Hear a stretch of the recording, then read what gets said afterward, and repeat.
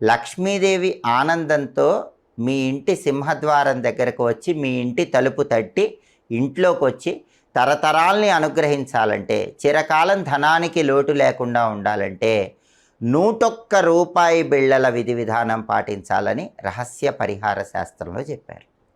ఈ 101 రూపాయి బిళ్ళల విధి విధానం ఏంటంటే, ఎప్పుడైనా శుక్రవారం రోజు మీ ఇంట్లో పూజా మందిరంలో లక్ష్మీదేవి చిత్రపటం ముందు ఒక రాగి పళ్ళెం కానీ ఇత్తడి పళ్ళెం కానీ పెద్దది ఉంచి దానిలో 101 రూపాయి బిళ్ళలు ఉంచండి. ఆ 101 రూపాయి బిళ్ళల మీద ఒక మట్టి ప్రమిదలో ఇంకొక మట్టి ప్రమిద ఉంచి ఆవు నెయ్యి కానీ నువ్వుల నూనె కానీ పోసి 3 ఒత్తులు వేసి దీపాన్ని వెలిగించండి. అలా దీపం వెలిగించిన తర్వాత లక్ష్మీదేవికి పరమాన్నం కానీ కట్టె పొంగలి కానీ నైవేద్యంగా సమర్పించండి.